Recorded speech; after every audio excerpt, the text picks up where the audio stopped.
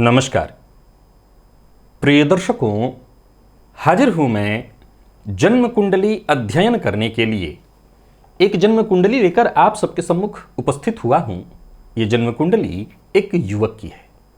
आइए हम सभी मिलकर इस जन्म कुंडली का अध्ययन करेंगे। मैं जन्म की तारीख आपको बता देता हूं, 26 जून 1996 और जन्म का जो समय है वो प्रातःकाल है 4:50। जन्म का स्थान है भोपाल, मध्य प्रदेश।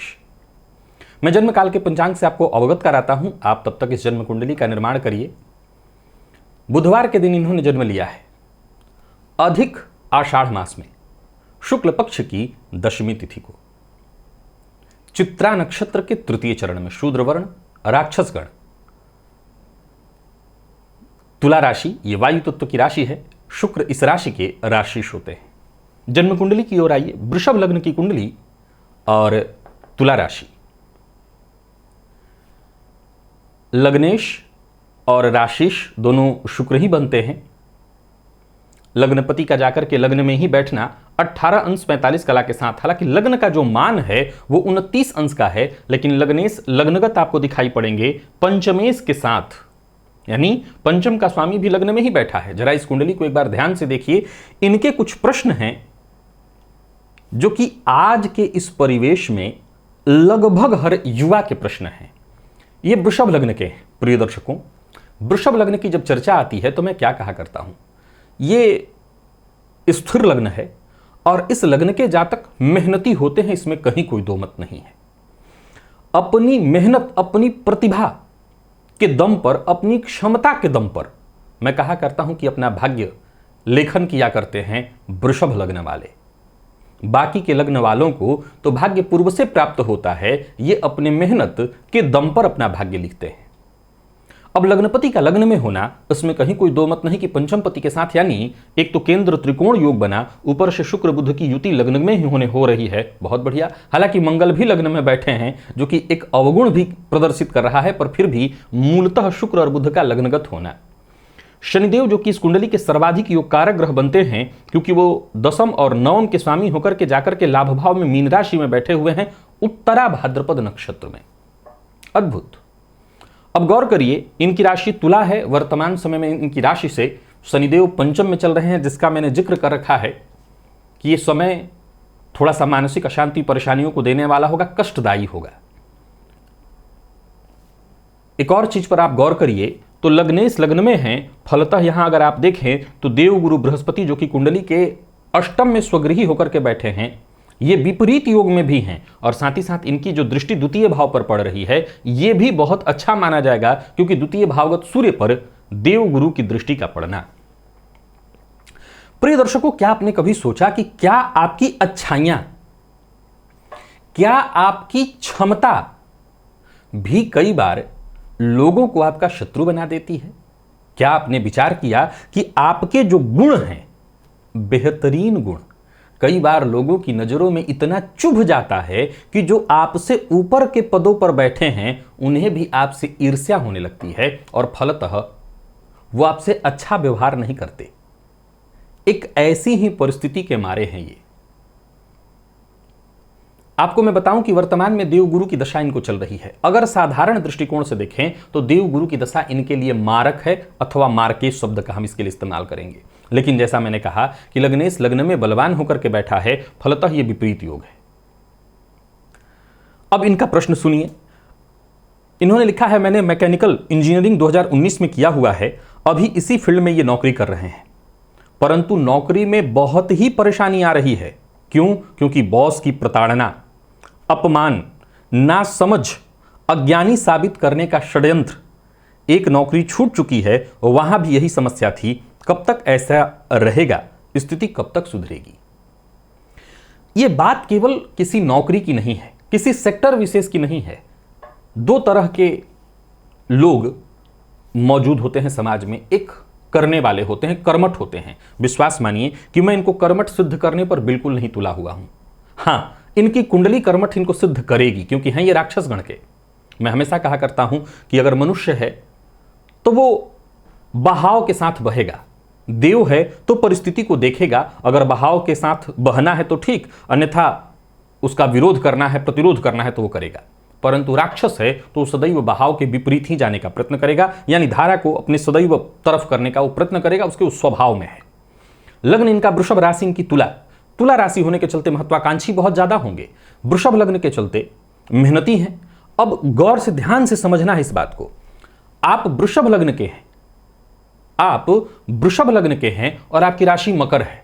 मैं बड़ा गंभीर विषय समझा रहा हूं ज्योतिष का, समझिएगा। आप वृषभ लग्न के हैं और आपकी राशि मकर है, तो चिंता की क्या बात है। आप जितना मेहनत करेंगे लोग आपका फायदा उठाएंगे, आपके अंदर महत्वाकांक्षा भी ज्यादा नहीं होगी, आप मजे से जीवन काट लेंगे। इस बात का दुख तो रहेगा ही कि मुझे जितना मैं करता हूं उतना नहीं मिल पाता। आप वृषभ लग्न के हैं, आपकी राशि कन्या है। आप कन्या राशि के हैं, लग्न के हैं, आपकी राशि वृषभ है। आप मकर लग्न के हैं, आपकी राशि वृषभ है। आप इन तीनों को घुमा लीजिए जरा सा, तो क्या ज्यादा फर्क पड़ता है कि आप मेहनत खूब कर लीजिए। आप मकर लग्न के हैं, मेहनत भी करते हैं, लोग आपसे फायदा भी उठाते हैं, मैं कहा करता हूं किंग मेकर, पर आपको क्रेडिट नहीं मिलता, आपको ज्यादा इसकी चिंता नहीं है। पर यहां यह चिंता क्यों है, नौकरी क्यों छूटी, आपने कभी इस विषय को समझना आवश्यक है। वो है इनकी महत्वाकांक्षा। 50% इनके ऊपर शुक्र के मूल त्रिकोण राशि का प्रभाव है, तुला राशि का। यह वायु तत्वीय लग्न है। मैं हमेशा कहा करता हूं लग्न में तुला, वृषभ, तुला, मिथुन, कुंभ और धनु को अत्यंत श्रेष्ठ माना गया है, विवेक। तो ये जो महत्वाकांक्षा है अपने आप को सिद्ध करने का, वो प्रताड़ना का कारण बना रहा है। गौर से अब आगे हम बढ़ जाते हैं।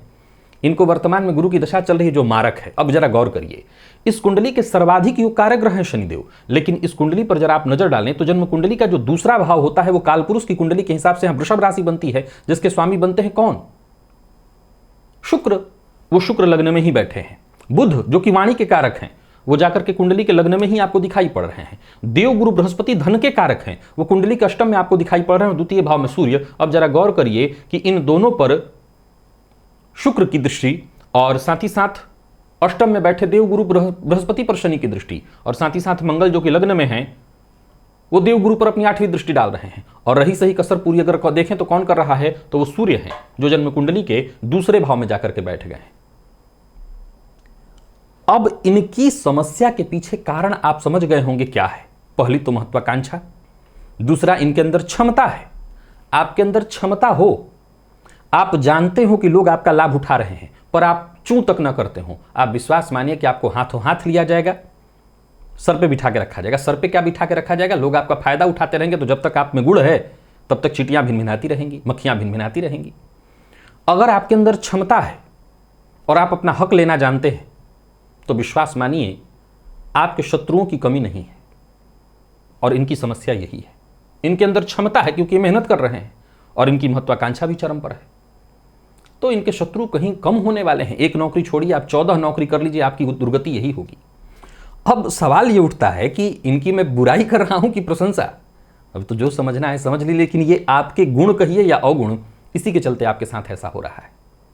नहीं तो द्वितीय भाव में बैठे सूर्य पर गुरु की दृष्टि, क्या अद्भुत योग है ये।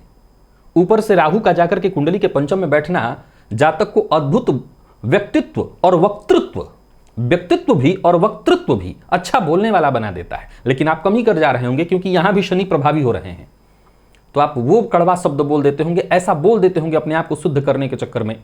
अगर यही आपकी राशि कन्या होती तो ज्यादा चिंता नहीं थी, तब आप मैनेज कर लेते। आप मैनेज नहीं कर पा रहे हैं, जिसके चलते आप प्रताड़ित हो रहे हैं, जिसके चलते बॉस आपके खिलाफ षड्यंत्र। बॉस को क्या पड़ी है आपके खिलाफ जाने की, बॉस तो बॉस है। आपने जो लिखा है एक सीधी सी बात है, ये भी तो एक तर्क हो सकता है कि शास्त्री जी ने लिखा, आप मान कैसे लिए। नहीं मानिए, मानना गलत नहीं कह रहे हैं। ये जिनके साथ होता होगा वो जानते हैं कि झूठ नहीं बोल रहे हैं। अरे बॉस मतलब मैनेजर लेवल पर जो पहुंचा बंदा है, जो थोड़ा इनसे ऊपर है, उसको भी तो अपनी कुर्सी का खतरा है, डर है। तो निसंदेह ही आपका ज्ञान। अब इन्होंने आगे पूछा है कि बौद्धिक क्षमता पर सवाल क्यों उठ रहा है, क्योंकि आप हर जगह अपने आप को सिद्ध करने के चक्कर में पड़े रहते होंगे। काम की कोई सराहना नहीं होती, अधिकारी शत्रुता रखते हैं। अगर उन्नति होगी भी या नहीं, बिल्कुल होगी। अब आते हैं इस विषय पर। आपकी क्षमता के चलते लोग आपके शत्रु हो सकते हैं, संभव है। आपका ज्ञान, आपकी क्षमता कभी व्यर्थ नहीं जा सकती। कहीं ना कहीं आपको अवश्य इसका लाभ मिलेगा। कब? बूढ़ा होने पर। कब?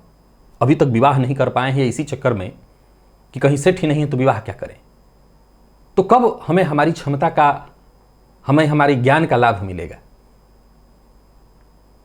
देखिए, एक बात हमेशा याद रखिए, इंसान जीवन में जब जब जूझता है, जब जब संघर्ष करता है, इनका जन्म बुधवार के दिन हुआ है, बुध के प्रभाव में बहुत ज्यादा है, तो जब जब जीवन में बहुत संघर्ष करता है तो आपको क्या लगता है कुछ सीखता नहीं होगा? बिल्कुल आप सीख भी तो रहे होंगे। ये जो पग पग पर आपको प्रताड़ित किया जा रहा है, आपके साथ षड्यंत्र किया जा रहा है, इस षड्यंत्र से कुछ तो सीख रहे होंगे आप। याद रखिए, आपका लग्न वृषभ है और इस दुनिया में वृषभ लग्न के हैं आप। मैं बात आपकी नहीं कर रहा हूं, मैं हर उस व्यक्ति की कर रहा हूं जो मेहनत करने वाला है। उससे सभी उम्मीद यही करते हैं वो मेहनत करे और बिना किसी छू के वो मेहनत करे, उसको चू चा करने का भी अधिकार नहीं है। आपकी भी कहानी यही है। तो आप घबराइए मत, पेशेंस मत खोइए। अभी तो राशि से शनि पंचम चल रहे हैं, लेकिन अब बारी आती है आपके विपरीत राजयोग की, जिसकी मैं सदैव चर्चा किया करता हूं। लग्न में बुध है, जूझ रहे हैं आप। जब इंसान बहुत जूझता है, बहुत परेशान होता है, तो वहीं यह विपरीत राजयोग जागृत हो जाता है। देवगुरु द्वितीय भाव पर दृष्टि डाल रहे हैं। कहीं ना कहीं, कभी ना कभी, कोई ना कोई ऐसा परिवर्तन अवश्य होगा जो हर तरह से आपको लाभ देगा, और वो बहुत दूर नहीं है। घबराइए मत, 2024 के फरवरी के आसपास एक बड़े परिवर्तन के लिए आप तैयार हैं और वो परिवर्तन आपके जीवन को बदलेगा। पेशेंस रखिए, धैर्य रखिए, घबराइए मत। यहां मैं कहने से चूकूंगा नहीं कि लग्न में बैठे ये शुक्र मंगल, जो कि मृगशिरा नक्षत्र में ही बैठे हैं, शनि की दृष्टि से ये भी दृष्ट हो रहे हैं, और बुध भी। चारित्रिक मजबूती चाहिए। इस मामले में कमजोर आप नहीं पड़ सकते, नहीं किसी बड़ी मुसीबत में पड़ेंगे, पड़ना ही है आपको, बच नहीं सकेंगे। याद रखिए, वृषभ लग्न के अंदर एक बड़ी कमी है, होती है, इन्हें विपरीत के प्रति बहुत आकर्षण होता है, बहुत ही ज्यादा, क्योंकि शुक्र की साधारण राशि है। तुला के पास वो अट्रैक्शन है जो लोगों को आम खींच लेता है, वृषभ को नहीं खींचता। अब चूंकि वृषभ के अंदर भी वही क्षमता है जो तुला के अंदर है, परंतु खिंचाव इनके अंदर बाकियों की तुला की तरह नहीं होता, फलतः इनके अंदर वो कमी होने की महसूस होती है उनको, और इनका अट्रैक्शन बहुत ज्यादा होता है, कई बार तो तुला से भी ज्यादा। ये बात जितने भी वृषभ वाले हैं वो जानते हैं कि उनके अंदर विपरीत की चाह बहुत ज्यादा है।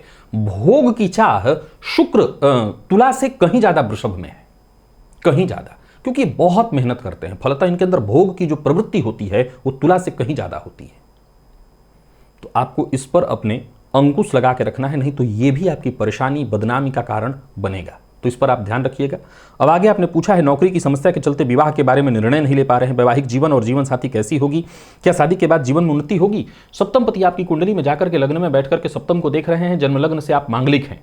वैसे तो सप्तम भाव आपकी कुंडली में मुझे शुभ कर्तरी योग में दिखाई पड़ रहा है, क्योंकि इनका जन्म शुक्ल पक्ष की एकादशी का है, तो दशमी का है, तो शुक्ल पक्ष की दशमी का होने के चलते शुभ कर्तरी योग। यहां एक बात आपको कहना चाहता हूं, आप जन्म लग्न से मांगलिक हैं, बिल्कुल बड़े प्रेम से कुंडली मिलाकर के विवाह करिए। निसंदेह पत्नी का आगमन आपके जीवन काल में बदलाव लाएगा। पत्नी का स्वभाव थोड़ा उग्र होगा, लेकिन वो आपको बहुत हद तक आपके लिए सपोर्ट करने वाली होगी, और पत्नी के आगमन से आपके जीवन में बदलाव आएगा। जन्मस्थान से दक्षिण दिशा की ओर विवाह का योग है, और गोचर कुंडली के हिसाब से विवाह का समय भी चल रहा है। अगर सही परिवार मिले तो ये मत सोच करके विवाह को रोकिए कि अभी मैं सेट नहीं हूं। इंसान जीवन में कभी सेट नहीं होता, वो हमेशा सोचते हैं प्राय आजकल के युवा कि हम सेट हो जाएंगे तब विवाह करेंगे, बच्चे पैदा करेंगे। आप जीवन में जब तक सेट होंगे तब तक ये समय सेट होने वाला निकल जाता है, तब फिर आप डॉक्टर और ज्योतिषियों के चक्कर में पड़ते हैं, ये दवा खा लो और वो दवा खा लो। तो आप समय पर चीज़ों को नहीं करते, इसलिए कभी सेट नहीं होते। जब तक सेट होते हैं तब तक मरने का समय आ जाता है। तो समय सेट होने का यही है कि जितना जल्दी से जल्दी हो। सही बात बताऊं तो कानून अपनी जगह पर सही निर्णय लेकर रखता है, लेकिन अगर मुझे निर्णय लेना हो तो मैं हर युवा का जो विवाह का उम्र समझता हूं, वो अगर कानूनन 21 वर्ष रखा गया है तो 21 मतलब 21 लास्ट, वहीं पर विवाह हो जाना चाहिए। यही वो समय है जहां उनका विवाह हो जाना चाहिए, जहां माता पिता के शरीर में भी क्षमता है, वो थोड़ी उनकी मदद कर सकते हैं। एक समय के बाद भाई यही सोच के लोग विवाह लेट से करते हैं कि तब तक वो सेट हो जाए, तब तक माता पिता बूढ़े हो जाते हैं। कल को सेट कौन है इस दुनिया में? आपको थोड़ी दिक्कत हुई, माता पिता भी हाथ खड़ा कर देते हैं। अभी ऐसी उम्र में जहां की बच्चे भी ग्रो कर रहे हैं, माता पिता खड़े होंगे। तो यही वो समय होता है विवाह करने का, और ये नियम भी था, लेकिन कहीं ना कहीं गलती है। तो आप सबसे पहला काम करिए, किसी सेट होने के चक्कर में मत पड़िए। आप सेट हैं, विवाह करिए, नहीं ज़्यादा अपसेट हो जाएंगे फिर। तो विवाह करिए। हाँ, राशि से शनि अभी पंचम चल रहे हैं, जो कि जरूर थोड़ी चिंता की बात है, क्योंकि शनि चंद्रमा का संबंध आपकी कुंडली में षडाष्टक योग बनाए हुए है। ये थोड़ी परेशानी तो मुझे दिखा रहा है। तो एक ही रास्ता है, कुंडली आप मिला लीजिएगा और बाकायदा मिला करके विवाह कर लीजिए, पर विवाह करिए। विवाह में देरी का समय अब आपके पास नहीं है और निसंदेह विवाहोपरांत आपको उन्नति होगी आपकी। बचपन से ही स्वास्थ्य में कोई ना कोई परेशानी आती रही है, कभी एसिडिटी, नाक से संबंधित एलर्जी। ये एलर्जी बुध का काम है, वो शनि की दृष्टि से जब दृष्ट होते हैं तो वे एलर्जी उत्पन्न करते हैं। चंद्रमा जब जन्म कुंडली के षष्ठ या अष्टम में होते हैं तो कफ जन्य रोग की संभावना, और गुरु को पेट का कार्य। मैं हमेशा कहा करता हूं, जब भी गुरु का संबंध छठवें आठवें से देखिए, आप समझ लीजिए कि जातक को पेट का रोग है। पंचम पति जाकर के लग्न में शनि की दृष्टि इन सब पर पड़ रही है। देख रहे हैं, अष्टमगत गुरु पर भी, लग्न पर भी, पंचम पर भी, तो सब के सब कहीं ना कहीं पीड़ित है। फलतः पेट का रोग, एसिडिटी, गैस से संबंधित परेशानी आपको रहने वाली है। तो ये कोई बहुत बड़ी समस्या नहीं है, इसको लेकर के बहुत ज़्यादा चिंतित होने की जरूरत नहीं। खान पान पर नियंत्रण रखिए। मैं हमेशा एक सलाह दिया करता हूं, ऐसे जातक को हमेशा उबला हुआ भोजन करना, सात्विक जीवन जीना सीख लीजिए। गौर करिए कि जिस शुक्र मंगल की चर्चा मैं कर रहा हूं, शनि के साथ संबंध बना करके, हमें यह भी तो ध्यान रखना है कि जब हमारा भोजन जो है सात्विक होगा, तो जब सात्विक अन्न हम ग्रहण करेंगे तो मन भी हमारा सात्विक होगा। तो सात्विक अन्न ही ग्रहण करिए, तो उससे आपका पेट भी ठीक रहेगा और बाकी कफजन्य रोगों से भी जो आप ग्रसित रह रहे हैं, ध्यान, प्राणायाम यानी दिनचर्या को सुधार लीजिए तो आप इस रोग से भी बच जाएंगे। तो आपको चिंता की कोई आवश्यकता नहीं है। इकलौती संतान है ये माता पिता के अपने, सूर्य लग्नगत और सप्तम में शनि दोनों नीच के हों तो क्या इस कारण जातक के जीवन में परेशानी होती है? अच्छा, आगे इन्होंने लिखा है कि माता की कुंडली में सूर्य लग्न में और सप्तम में शनि दोनों नीच के हैं, तो क्या इस कारण जातक के जीवन में परेशानी होती है? इन्होंने लिखा है कि ये शिव जी की उपासना करते हैं और हनुमान जी की उपासना करते हैं। देखिए, मैं एक बात आपको बता देता हूं कि माता की कुंडली में अगर कोई परेशानी आपको दिखाई पड़ रही है कि लग्न में और सप्तम में सूर्य और शनि नीच के होकर के बैठे हैं, देखिए एक सीधी सी बात है कि माता पिता के ही तत्वों से तो आप बने हुए हैं। माता पिता की कुंडलियां ही बच्चों को आगे बढ़ जाती है। अब अगर आप मुझसे ये पूछ रहे हैं कि सूर्य आपका नीच का है, शनि की दृष्टि पड़ रही, कहीं ऐसा तो नहीं कि इस कारण बॉस वगैरह आपको डिस्टर्ब करें? देखिए, ये मैं बिल्कुल नहीं कहूंगा। आपके सूर्य षडबल में जितना भी बल लिए हुए हैं, क्योंकि आपका जन्म जिस समय में हुआ है सुबह के 4:50 पर, यहाँ पर सूर्य अभी सूर्योदय तो होता नहीं है, तो सूर्य थोड़ा कमजोर ही रहते हैं। षडबल में मैंने आपके शुक्र और मंगल को बहुत बली देखा है। शुक्र बहुत बली हैं, लग्नेश का इतना बली होना, शनि भी ठीक ठाक स्थिति में है, नौमांश में शनि आपके उच्च के हैं। हो सकता है आप परेशान हो, पर मेरी एक राय मानिए, अधीर मत होइए। आप परेशान हो सकते हैं, पर ये कुंडली झूठ नहीं बोल रही है। चाहे वो आपका भावबल हो, चाहे वो आपका अष्टक वर्ग हो, मैंने लगभग हर पॉइंट को देख रखा है। यहां पर एक बात तय जानिए, पैसा, सफलता, नाम, रुतबा, सब कुछ और आने वाले कुछ ही दिनों में आप अपनी जिंदगी को, अपनी दिनचर्या को, परिस्थिति को सही ढालना शुरू करिए। एक दूसरा, देखिए, सत्य बोलना जरूरी है। सत्य बोलो, सनातन का यही नियम है, परंतु ऐसा कड़वा सत्य मत बोलिए जो सामने वाले को यह प्रतीत कराए कि आप उसको नीचे दिखाने की कोशिश कर रहे हैं। देखिए, प्रेमचंद की यह बात कितनी जबरदस्त है, कितनी जबरदस्त, कि एक आंख के व्यक्ति को अगर हम काना कहें तो उससे जितना दुख पहुंचेगा, क्या दो आंख वाले को कहेंगे तो पहुंचेगा? नहीं पहुंचेगा। अब सामने वाला बॉस हो या ऊपर पहुंचा हुआ हो, लेकिन कहीं ना कहीं वो आपसे कमजोर पड़ रहे हैं, ऊपर से आपकी वाणी में भी कड़वाहट है, तो वो उनको चुभ रहा होगा।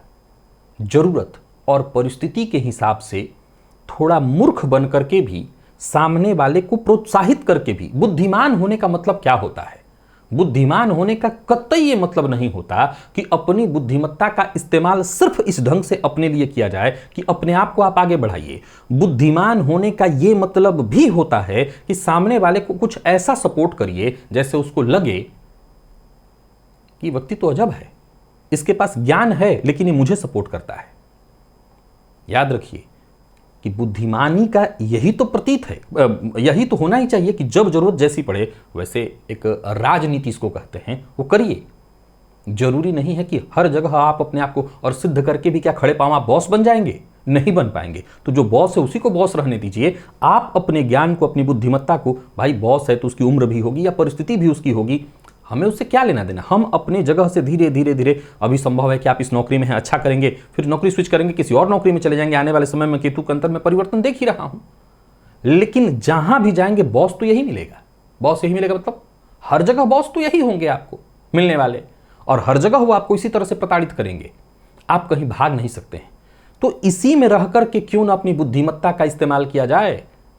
तो सही बुद्धिमत्ता का इस्तेमाल करिए, सब कुछ सही हो जाएगा। उपाय कोई विशेष नहीं करनी है आपको, बस हनुमान जी की आराधना करिए। शनि राशि से पंचम चल रहे हैं और गुरु की दशा आपको चल रही है, गुरु विपरीत योग में है। मुझे नहीं लगता कि किसी तरह के उपाय की आपको आवश्यकता है मैं कर लूं। सूर्य को अर्घ देते रहिएगा ताकि आपको मान सम्मान में जो कमी महसूस हो रही, माता की कुंडली में जो आपने मुझे प्रदर्शित कराया कि वहां सूर्य नीच के हैं, आप सूर्य को अर्घ देते रहिए।